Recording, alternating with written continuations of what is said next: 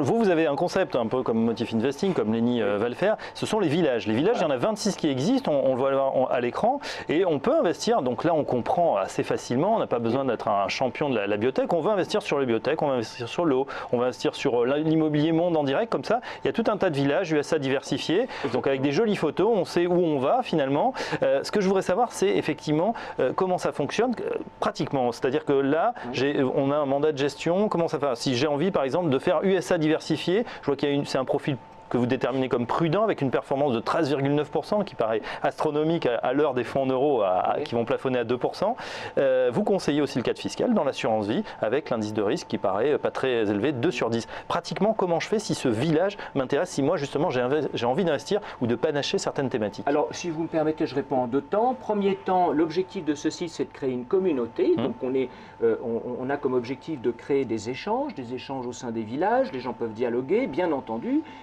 Ça s'adresse à tous les épargnants et il n'est pas forcément client. L'objectif, c'est vraiment de créer une communauté.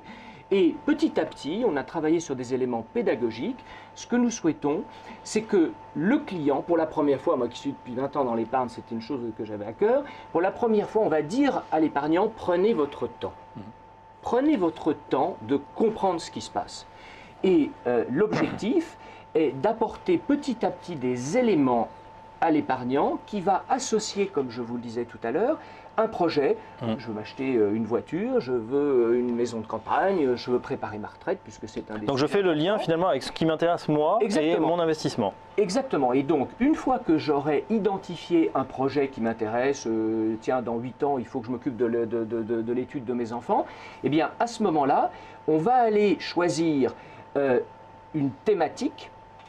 Et cette thématique d'investissement, bon, quelqu'un qui a envie d'investir dans les biotech, comme vous le disiez, ou alors par exemple on voit l'écran retraite, horizon 2050, voilà, et puis ou des horizons. Donc je vais pouvoir participer avec la communauté sur les meilleurs placements. Et à ce moment-là, on va essayer de dire et de faire comprendre à l'épargnant qu'il y a une magie dans l'épargne. C'est pas du tout la performance, contrairement à ce qu'on pense. La magie de l'épargne, c'est la loi des intérêts composés. Donc ce qui est merveilleux, c'est que quelqu'un qui met 100 € tous les mois et qui aura une épargne relativement indolore, eh bien quelque part il est beaucoup plus prudent que celui qui mettra peut-être 10 000 € et puis qui les oubliera dans sa banque.